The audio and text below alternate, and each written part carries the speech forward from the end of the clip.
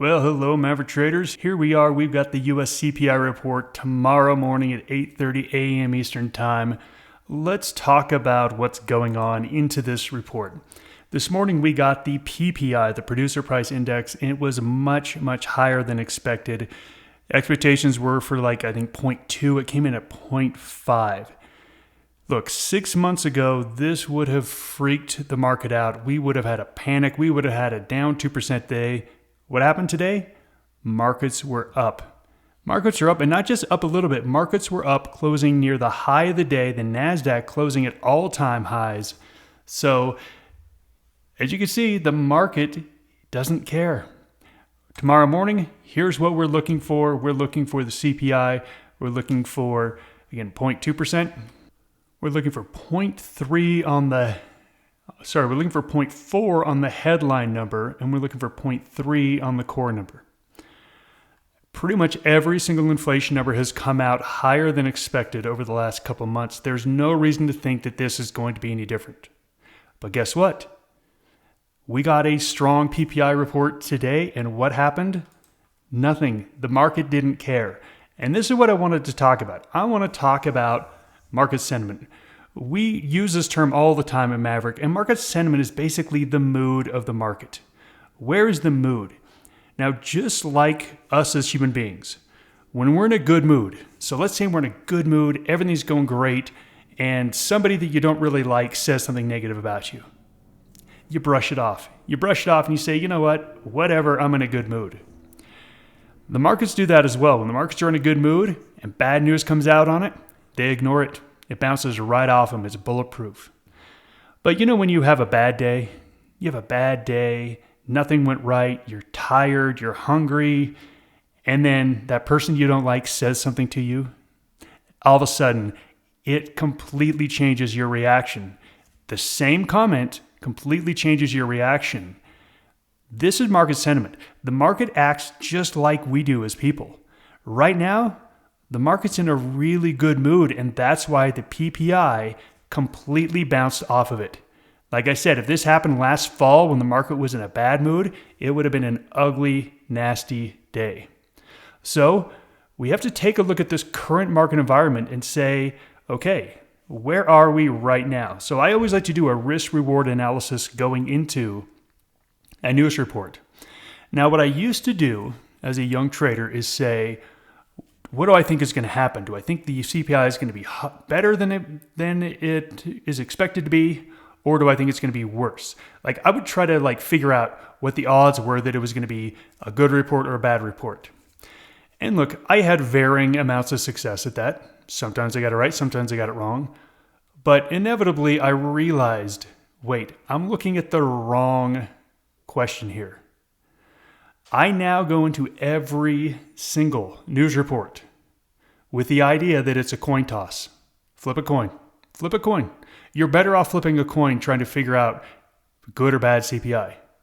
Here's what I do now. I look at where is the bigger move likely to happen. We saw today the PPI came out hot. Futures went down for a brief moment, and then we were strong pretty much the rest of the day.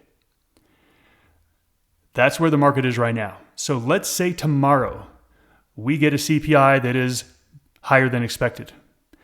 There will be an initial bad reaction to the downside. But take a look at where we are on the markets. Let's say there is a bigger than expected jump in CPI tomorrow. I'm thinking the stock market goes down maybe 0.75%, 1%. It could be a bad day. It could be a down 1% day. Let's say the number comes in at 0.2. Let's say surprisingly it comes in at 0.2. Oh my gosh, the party is going to be on. If it comes in at 0.2, we're going to have an up 2% day. This is now how I look at news reports. I no longer try to figure out what's it going to be. I say, look, I'm going to flip a coin. I don't think I'm going to be any better than flipping a coin. I want to look at where's the bigger move. And I think right now, the bigger move is going to be, if it's better than expected CPI report, I think we get a bigger move up in the stock market than if it's a bad report, move down. So that tells me where I should be hunting.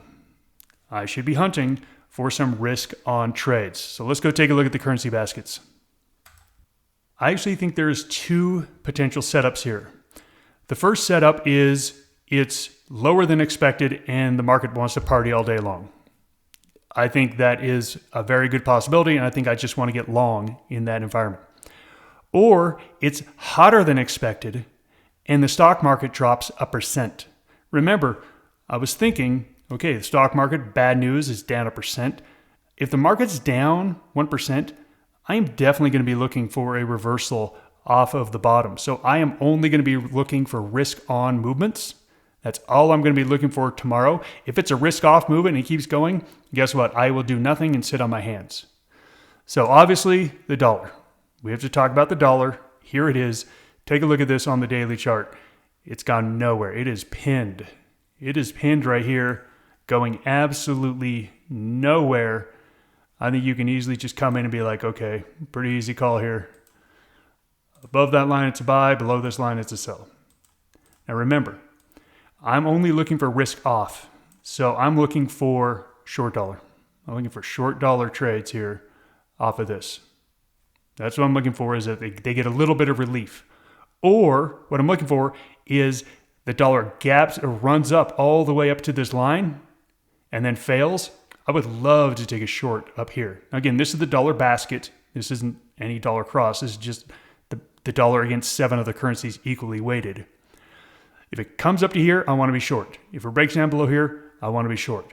So I'm looking for short dollar trades. The question is, what do we pair it up against? Let's go through all the currencies real quick. We've got yen. Again, I want to be long. I don't want to be long yen. So no thank you. Swiss franc. Very uninterested in trading Swiss franc. No thanks. I see stuff like this and I say, nope, wait for it to move. Euro. Euro's starting to look pretty good on a chart here. Take a look at this. It is consolidating here. If we can break out tomorrow, I think we've got a nice little move up to the next range where we had a high in last November. So for me, euro, as far as right now, is at the top of the board. Pound, just not interested on the pound on the daily chart. Not trending at all. CAD, not trending at all. Aussie, okay, here's another one. Very, very good looking chart here. We've got, I'm going to call this an ascending triangle pattern here. We've got this triangle pattern forming. A breakout to the upside on this one. I like Aussie as well. And then Kiwi. Kiwi for the first time in a while is looking better, but look, there's a whole bunch of overhead resistance here. I do like the Kiwi to the long side, but the problem is Aussie and Euro is better. So the question is, what is better, Aussie or Euro? And what do we always do at Maverick? Well, we pair them up against each other. So the question is, would you rather be long Euro Aussie or would you rather be short Euro Aussie? Now, I would rather be short Euro Aussie because we have a downward sloping 13 EMA. We are down below 50 on the RSI. Everything's telling me to be short Euro Aussie, so that tells me, ding, ding, ding, Aussie is the winner. So the pairing is Aussie dollar. Now look, I'm going to take a look at Aussie dollar, but then I'm going to jump into cryptos next because I do think cryptos could potentially be a really good buy tomorrow as well. I really like this chart here. Look at this. We are building and building and building to break out of this area here. To me, this is the trade. I'm going to come all the way up here to 66.50. 66.50 to clear out of these wicks. That's going to be the buy price, 66.50. If someone said, Rob, I want to take a small position before the announcement and then add to it after in some pyramiding, okay, that makes sense to me. This chart looks absolutely wonderful. This chart here, Aussie dollar on the long side. So as far as Forex goes, this is the number one trade I'm looking at tomorrow. The number two trade is going to be Eurodollar. So Eurodollar, it's okay. You know, it's definitely trending up. We got moving averages trending up. We got RSI up above 50. We got parabolic stars. Look, everything's moving up. It's definitely not a barn burner. I mean, this is not a fast moving trade. It's a trade, not fast moving. I definitely prefer Aussie dollar over Eurodollar. But if the dollar sells off, I think Eurodollar is going to be a nice buy as well. I do think Aussie dollar is the best trade. I think the second best trade is going to be in the crypto space. The problem is today's candle did not give me a lot of hope. We'd seen some momentum building here. Ultimately, we are stuck. We're just stuck. We are really not going anywhere on Bitcoin here. And for me, Bitcoin is best of breed. When I take a look at all the other cryptos, again, EMAs, at least on Bitcoin, are sideways. We like them pointed up, but at least it's sideways. Bitcoin Cash is down. Ethereum, down. Ethereum looks awful. Litecoin, which is held in better than the rest, is still looking down. So to me, Bitcoin is the crypto to buy tomorrow. Question is, where do we buy it? Would love to be above yesterday's candle, but the problem is there's just too much overhead resistance right up above it. So I'm going to go up to 64.750. 64.750 is going to be my point. Could have a resting order there to go long here on Bitcoin. Only crypto that I'm interested in whatsoever. Look, we have no idea what's going to happen. Remember, we have no idea. I know we try to convince ourselves as traders that we know. We don't. We have no idea.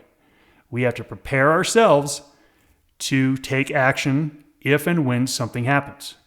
And it could easily all fall apart. So let's say we get the move. We were very careful. We got our buy points. We entered in on Aussie dollar at the exact point we wanted. Remember, once you enter a position, you have literally no control over what happens after that. It's either going to work or not. You've quantified your risk. You've put in your stop. That's your level. The trade is either going to work or it isn't. Good luck tomorrow. We will be communicating with you. Bye, everybody.